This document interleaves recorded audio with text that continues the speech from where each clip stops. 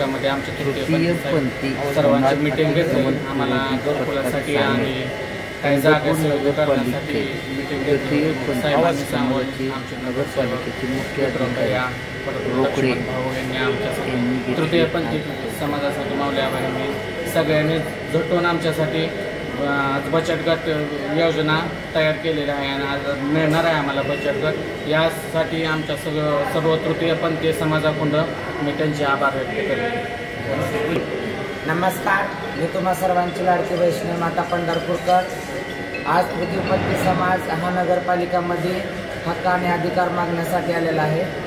लक्ष्मण भाऊ सिरसट, माऊली आबा, विक्रम भैया आणि दीपक आबा त्या सगळ्यांनी आम्हाला बचत गटाचा सहकार्य केलेला आहे आणि घरकुलासाठी जाग्यासाठी सध्या साहेबांना प्रस्थान मांडलेलं आहे। तर श्री रेणुकादेवी बहुउद्देशीय पंढरपूर आमचे परसगुरू पंढरपूरकर यांच्या संपर्कात आणि मार्गदर्शनाखाली आम्ही इथं आलोय आणि आमची मदत केल्याबद्दल हात जोडून मी नम्रतेची विनंती करते की तृतीयपंथी समाजाला तुमचा असाच पाठिंबा आणि न्याय मिळवून द्या, हीच हात जोडून नम्रतेची विनंती आहे। पंढरपूर नगरपालिकेमध्ये माननीय मुख्याधिकारी रोकडे साहेबांनी तृतीयपंथी समाज बांधवांची एक बैठक घेतली।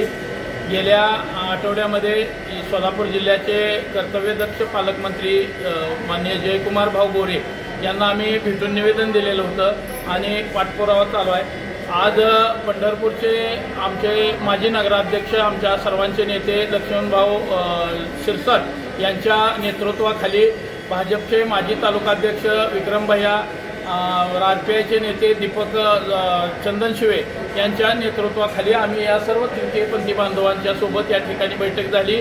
मुख्याधिकारी महोदयांनी या ठिकाणी आम्हाला आश्वासित केलेलं आहे 2-4 दिवसामध्ये यांचा एक बचत गट करून यांना केंद्र शासनाच्या विविध ज्या योजना आहेत त्यामध्ये समाविष्ट करण्याचं आश्वासन दिलं।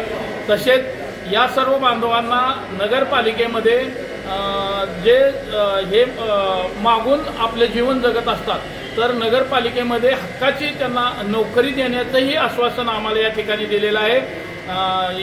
अतिक्रमण विरोधी पथकामध्ये यांची लवकरच नेमणूक करण्यात येणार आहे। तसेच यांना पंढरपूर शहरामध्ये जागा आणि पंतप्रधान घरकुल योजनेमधून यांना हक्काचं घरसुद्धा देण्याचं आज माननीय मुख्याधिकारी महोदयांनी कबूल केलेलं आहे। सर्व बांधवांना समाजाला सुद्धा माझी विनंती आहे की या सर्व बांधवांना समाजात चांगलं काम करण्यासाठी येऊ द्या। समाजानं त्यांच्याकडे बघण्याचा आपला दृष्टिकोन बदला। ही सुद्धा एक आपली सगळी आपली भावंड आहेत, आपली माणसं आहेत। आपल्या माणसाची आपलेपणाची वागणूक तुम्ही सुद्धा यांना द्यावी।